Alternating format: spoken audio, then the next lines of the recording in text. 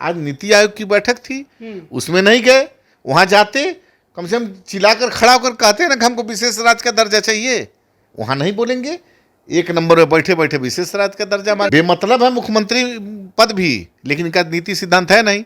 उसी भारतीय जनता पार्टी की बदौलत कितना दिन मुख्यमंत्री रहे, इनकी कोई पहचान थी? घड़ियाली आंसू, गिरगिट की तरह रंग बदलने वाले लोग हैं। जब जरूरत पड़ा तो यहाँ यूज कर लेंगे, और जरूरत पड़ेगा तो उनके खिलाफ चुनाव लड़ा देंगे। इनके जैसा मतलब गड़बड़ मुख्यमंत्री जातिवाद को लोगों में मतलब एकदम बृहद रूप से पैमाने में मैसेज देने वाला मुख्यमंत्री है ये। बिहार को बर्बाद करने वाले, अगर ये खुद कहते थे जंगल राज नीतीश कुमार जी, तो उस जंगल राज से भी बड़ा जंगल राज, महाजंगल राज ये दे रहे हैं। तो केंद्रीय मंत्रिमंडल में अगर जगह मिली तो चिराग पासवान शामिल होंगे? छोड़ दीजिए केंद्रीय मंत्रिमंडल, हम लोग सपने में भी केंद्रीय मंत्रिमंडल नहीं सोचते हम लोग। कैसे चिराग जी को सीएम बनाया जाए? हाँ एकदम सीएम। देखिए हाजीपुर जमुई की लड़ाई तो चल ही रही है ना, कौन लड़ेगा? हम तो एज ए कार्यकर्ता चाहते हैं कि हमारे नेता लड़े। नमस्कार, आप लाइव बिहार देख रहे हैं। मैं हूं राजमोहन तिवारी। कल रविवार को देश के नए संसद का उद्घाटन होना है। प्रधानमंत्री नरेंद्र मोदी के हाथों से ये होगा, लेकिन उससे पहले इसी को लेकर सबसे ज्यादा विरोध देखने को मिल रहा है। तमाम विपक्षी पार्टियों की तरफ से बहिष्कार का ऐलान किया गया। खुद आरजेडी और जेडीयू ने भी बिहार में बहिष्कार करने का ऐलान किया है। और भी अन्य मुद्दों पर बात करेंगे। हमारे साथ लोजपा रामविलास के प्रदेश अध्यक्ष राजू तिवारी जी हैं। सबसे पहला सवाल आपसे यही है, जो विरोध किया जा रहा है उसको आप कैसे देखते हैं? देखिए, जब विपक्ष मुद्दा कोई नहीं रहता है विरोध का, तो ऐसी बातें, लोकतंत्र आज़ादी के बाद हमको लग रहा है कि एक आधुनिक सुसज्जित एक लोक संसद भवन जो लोकतंत्र का देश का सबसे बड़ा मंदिर बन रहा, इसमें क्या राजनीति है कि नहीं बनना चाहिए था? हमारे तो, और हम स्तब्ध हैं कि हमारे मुख्यमंत्री आदरणीय नीतीश कुमार जी बोल रहे हैं कि इसकी आवश्यकता नहीं थी। अरे क्या आवश्यकता थी? आवश्यकता थी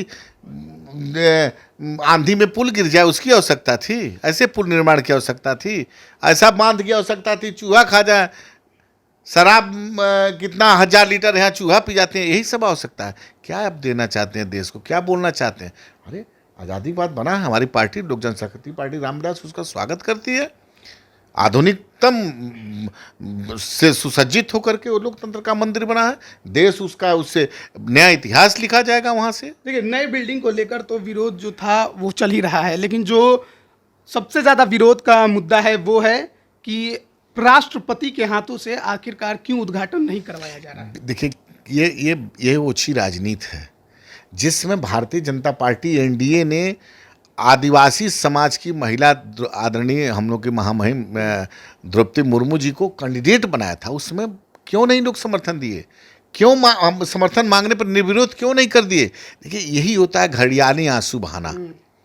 अगर उस समय इतना ही इनके बारे में चिंता होती थी कि आदिवासी महिला हैं, समाज की कैसे वर्ग से आई हैं, स्वाभाविक है चिंता होनी भी चाहिए, लेकिन उस समय तो नहीं इनको थोड़ा भी सद्बुद्धि आया कि नहीं, ऐसी महिलाओं को आगे बढ़ाने में हम लोग का भी योगदान होना चाहिए था?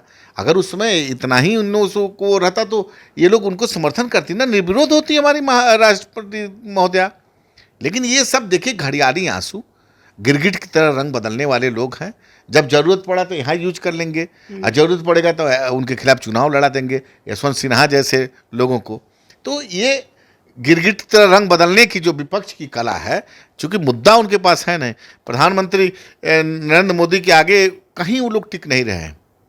और दुर्भाग्य है कि हमारे मुख्यमंत्री आदरणीय नीतीश कुमार, आज नीति आयोग की बैठक थी, उसमें नहीं गए।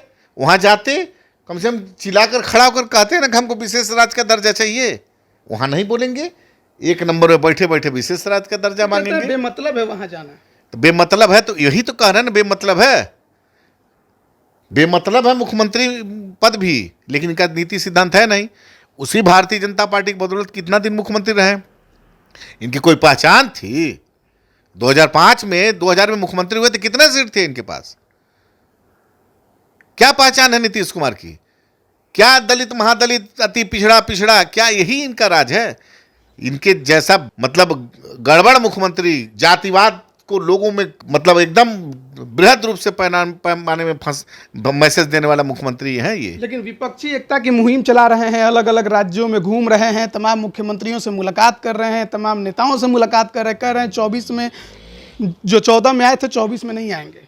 दिल के अरमां आंसुओं में बह गए, समझ रहे हैं ना। जब इस समय अभी बिहार में तीसरे नंबर की हैं और बिहार की जनता ने इनको खारिज कर दिया है, तो जो घर में खारिज हो गया वो बाहर क्या वो, ये बेकार में सरकार के पैसे इनकी। तो हम कह रहे हैं कि ये जिसे जहाज से जाते हैं वो किराए पर जहाज है, एक बार आप लोग चलाइए उसको, मांगिए उसको, कितना करोड़ रुपया उसमें बेकार में फालतू में बर्बाद हो रहा है। ये जा रहे हैं अपने प्लेन से, वो किराए का होगा, कई 100 हजारों करोड़ का उसमें बर्बादी हो रहा है। तो बिहार में विकास से मतलब नहीं है। बिहार में क्या इनको किसी बेरोजगारों से कोई मतलब है? भ्रष्टाचार से मतलब है क्या? यहाँ शिक्षा स्वास्थ्य दुरुस्त हो इससे मतलब है? बिहार को बर्बाद करने वाले, अगर ये खुद कहते थे जंगल राज नीतीश कुमार जी, तो उस जंगल राज से भी बड़ा जंगल राज, महाजंगल राज ये दे रहे हैं एकदम। इनका क्या नीति है? वो लालू यादव जी के विरोध में ना ये राजनीति के थे, जंगल राज। आज फिर किसके बदौलत हैं? इसलिए ये व्यक्ति अपने कुर्सी के लिए किसी से भी समझौता कर सकते हैं, न इनका नीति है न कुछ नियत है। अच्छा, बिहार की राजनीति पर भी चर्चा कर लेते हैं। चिराग पासवान को लेकर आए दिन लगातार चर्चा होते रहती है, कहाँ जाएंगे, कब जाएंगे, क्या करेंगे, क्या रणनीति है। अभी हाल ही में चर्चा एक और छिड़ रही है कि शायद कहीं केंद्रीय मंत्रिमंडल का विस्तार हो तो उसमें जगह बने। देखिए, हमारे नेता चिराग पासवान को अगर केंद्रीय मंत्रिमंडल ही महत्वपूर्ण रहता तो 2020 में हम एनडीए छोड़े थे। लोक जनशक्ति पार्टी उसमें एनडीए से अलग होने का काम की थी। तो इसलिए हमारे नेता को मंत्री पद की हमको नहीं लगता है कि उतनी आवश्यकता है। हमारे नेता ने विशेष रूप से बिहार की समस्या के लिए संघर्ष का रास्ता चुना है और बिहार में बिहार फर्स्ट, बिहारी फर्स्ट जो विज़न है, शिक्षा, स्वास्थ्य, भ्रष्टाचार, रोजगार, इस क्षेत्र में विभिन्न प्रकार का जो हम लोग का विज़न है, उसके लिए हमारे नेता सड़क पे निकले हैं। संघर्ष का रास्ता चिराग जी को कहाँ ले जाता है? महागठबंधन, एनडीए? देखिए, जनता मालिक है, कोई पार्टी मालिक नहीं होती। जिसकी तरफ जनता का आशीर्वाद हो जाएगा वही असली यहाँ पर नेतृत्व करेगा। तो मेरे समझ से जिस हिसाब से चिराग पासवान ने आशीर्वाद यात्रा से शुरुआत की है, उसके बाद जिस तरह से उनका दिन प्रतिदिन जनाधार और आशीर्वाद देने वालों की संख्या बढ़ी है, निश्चित रूप से बिहार की जनता आने वाले चुनाव में उनको भविष्य देखना चाहती है। केंद्रीय मंत्रिमंडल में अगर जगह मिली तो चिराग पासवान शामिल होंगे? छोड़ दीजिए केंद्रीय मंत्रिमंडल, हम लोग सपने में भी केंद्रीय मंत्रिमंडल नहीं सोचते हैं। कहाँ सोच रहे हैं? हम लोग सोच रहे हैं कैसे मेरा संगठन मजबूत हो, कैसे बिहार को विशेष अव्वल राज्य का दर्जा बनाया जाए, कैसे बिहार का गौरवशाली इतिहास पुनः वापस लाए, उसकी चिंता में हम लोग। कैसे चिराग जी को सीएम बनाया जाए? हाँ, एकदम सीएम। देखिए, सीएम बनाने के लिए आप सीएम सिर्फ बनने के लिए तो फिर मुख्यमंत्री और आप में कोई अंतर नहीं रहेगा।